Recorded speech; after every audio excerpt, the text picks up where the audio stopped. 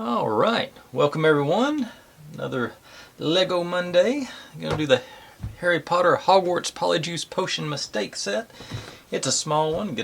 I do get another anniversary of Harry Potter, and I think there's another one of these wizarding card tiles like I got in the chess set.